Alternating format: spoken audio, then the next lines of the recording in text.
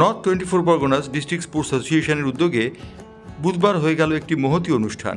সেই অনুষ্ঠানে Budge Budge refinery limited ফাউন্ডেশনের উদ্যোগে ডক্টরস চয়েস তাদের 3 বছরের জন্য স্পন্সরশিপের জন্য যুক্ত হলো।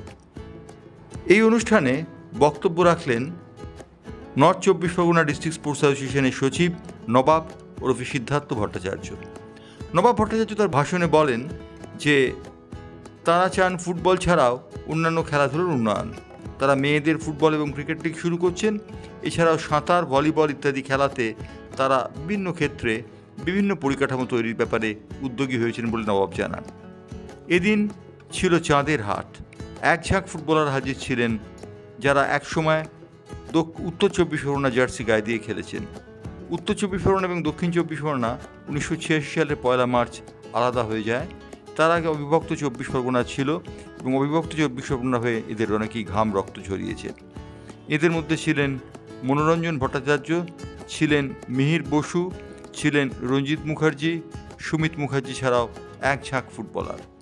কার ছেড়ে কার নাম বলবো, সবাই ছিলেন তাবড় ফুটবলার এবং সেই ফুটবলারদের উপস্থিতিতে গৌরবময় এক অধ্যায় সূচিত হয় north Calcutta north 24 Parganas district sports অ্যাসোসিয়েশনের অনুষ্ঠানে। অনুষ্ঠানটি হয়েছিল বেলঘরিয়ার একটি ব্যাংকোয়েটে।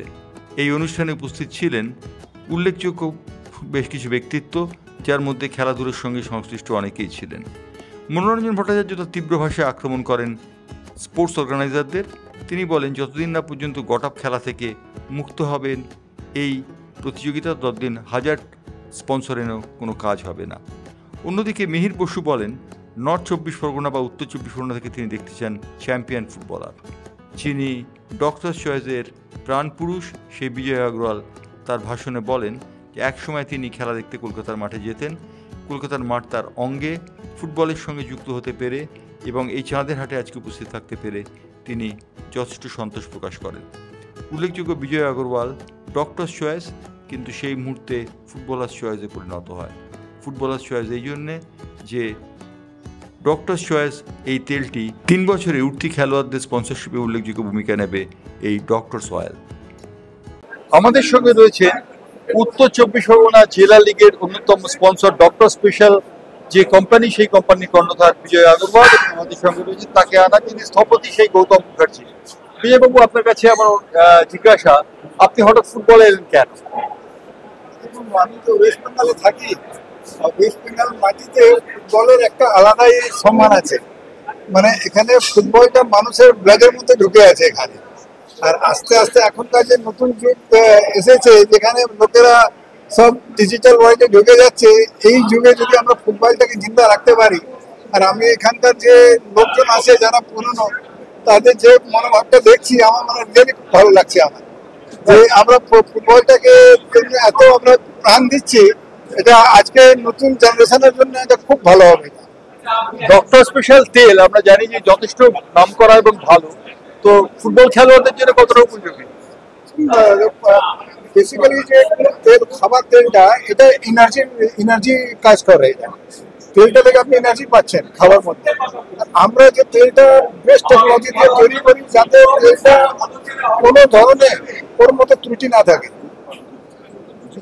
অর্থাৎ আমরা বুঝতে পারছি যে আপনাদের ওর মধ্যে ভিটামিন যাগুলো থাকার কথা, সেগুলো আমি মেনটেন করি। রাইট। গৌতমবাবু, আপনি তো বিজয়বাবু জানার স্থপতি, আপনি কি বলবেন এই বিষয়ে?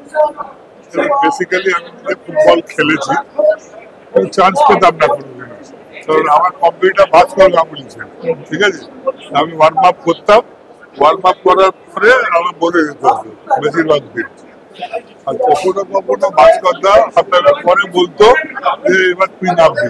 ঠিক আছে, ফার্স্ট থিং হচ্ছে উই আর ফুটবল লাভ।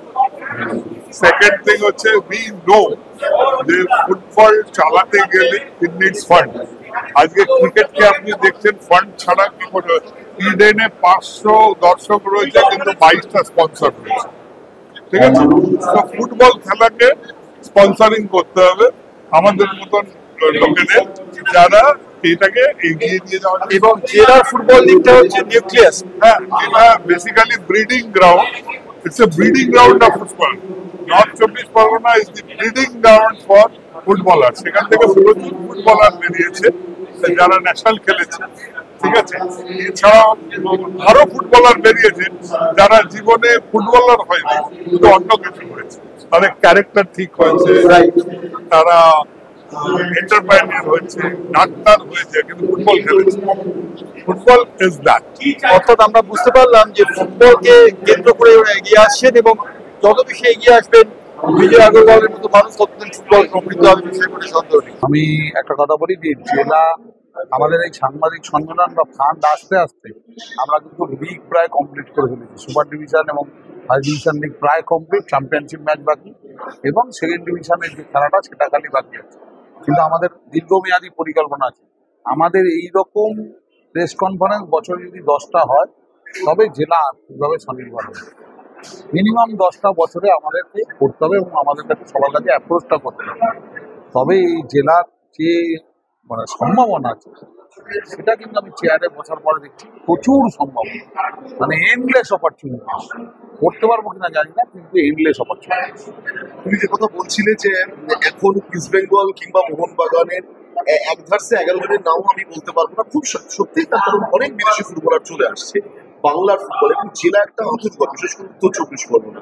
তো কেমন জেলাগুলোতে যদি খেলা না হয়, জেলাগুলো থেকে যদি প্লেয়ার না উঠে আসে, তাহলে ইস্টবেঙ্গল মোহনবাগান খেলবে। ইস্টবেঙ্গল মোহনবাগান খেলার জন্য ইস্টবেঙ্গল মোহনবাগান তো ওকে চ্যাম্পিয়ন হতে হবে, প্লেয়ার কিনতে হবে, যে ভালো তাকে নেবে। সে বাঙালি ভালো হলে বাঙালি নেবে, পাঞ্জাবি ভালো হলে পাঞ্জাবি নেবে, মণিপুরি ভালো হলে মণিপুরি নেবে, মিজোরামের প্লেয়ার ভালো হলে মিজোরামের প্লেয়ার নেবে। এবং আমাদেরকে প্লেয়ারটা সাপ্লাই দিতে হবে, আমাদেরকে প্লেয়ারটা তুলতে হবে। তোলার অনেক রকম অ্যাভিনিউজ আছে, তার মধ্যে একটা বড় অ্যাভিনিউজ হচ্ছে জেলা। সব জেলা সংগঠিতভাবে কাজ করলে এটা একটা মানে রেভলিউশন হবে। এবারে সিএফএল এর অধিকাংশ ম্যাচই একেবারে জেলা ভিত্তিক, কলকাতায় এখনো সেইভাবে ম্যাচ হয়নি, সেক্ষেত্রে ফুটবলের উন্মাদনা কেমন দেখছো? সিএফএল নিয়ে উন্মাদনা প্রতি বছরই থাকে। কলকাতায় খেলা হবে কিনা ডিপেন্ড করে কলকাতার যারা মাঠের ওনার তারা মাঠটা দেবে কিনা। তারা যদি মাঠ না দেয়, সবাই বলবে কলকাতায় খেলা আনো, কলকাতায় খেলা আনো, কলকাতায় খেলা আনো, তাদের তো বলা উচিত মোহনবাগানকে, ইস্টবেঙ্গলকে, মহামানকে যে তোমার মাঠে খেলছো না কেন। তারা অযথা আয় থেকে তো বলে কোনো লাভ নেই। জেলাকে তো বরঞ্চ কৃতিত্ব দেওয়া উচিত যে জেলার যতগুলো স্টেডিয়াম আছে তারা সমানভাবে সাপোর্ট করছে বলে খেলাটা চলছে। উপায় কি, তাদের খেলা বন্ধ করে দিতে হবে। তো আমার মনে হয় যে কলকাতার মাঠগুলো কলকাতার লিগের আগে রেডি করতে হবে। 26 তারিখ মোহনবাগান ইস্ট বেঙ্গল দৈরথ, কিভাবে দেখছো সেই জেলার ফুটবলে, জেলার ক্লাব? ডার্বির তুলনায় লোকসংখ্যা অনেক কম। ডার্বি যে ডার্বি হয় তার তুলনায় লোকসংখ্যা অনেক কম, কিন্তু আমি বলছি কল্যাণী মডেল ডার্বি। কল্যাণী রাস্তা দেখাবে আগামী দিনে কিভাবে ডার্বি করতে হবে। টিকিট নিয়ে 100% স্বচ্ছতা আছে। হ্যাঁ, যেটা টিকিট পাওয়া যায় না, টিকিট কার কাছে গেলে বেড়ে যায় এরকম ব্যাপার নেই। অনলাইনে টিকিট আছে, যে কাটবে স্ক্যান করে ঢুকে যাবে। ফ্যান পার্ক থাকছে, সমস্ত মোহনবাগান ইস্টবেঙ্গল আলাদা আলাদা গাড়ি পার্কিং পর্যন্ত থাকছে। গ্যালারিতে ডাক্তার, গ্যালারিতে নার্স, গ্যালারিতে মেডিকেলের ব্যবস্থা, দর্শকদের জন্য 2টো লাইফ সেভিং অ্যাম্বুলেন্স, প্রত্যেকটা জিনিসের মাঠে ব্যবস্থা থাকছে, যেটা বিদেশের খেলাগুলো হচ্ছে। তো আমি সেইটা আশা করবো যে এটা একটা মডেল ডার্বি হিসেবে আমরা বিবেচনা করব। লাস্ট প্রশ্ন, কেমন দেখছো ইনভেস্টরদের এগিয়ে আসা? আমি আজও দেখছিলাম আমি বলছি আমাদের জেলায় অনেক বড় বড় কোম্পানি আছে, বড় বড় হোটেল আছে। সবচেয়ে বড় তো আমাদের এখানে এক্সাইড আছে, তারপরে আমাদের এখানে ইলেকট্রো স্টিল আছে। তো সবার কাছে আমাদের অ্যাপ্রোচ করতে হবে। এটা তো জেলারই প্রতিষ্ঠান, আর আমরাও তো জেলার সংস্থা। জেলা খেলাধুলোর উন্নতিতে, জেলার সিএসআর ফান্ডে যদি টাকা আসে তাহলে খেলাধুলোর উন্নতি হবে।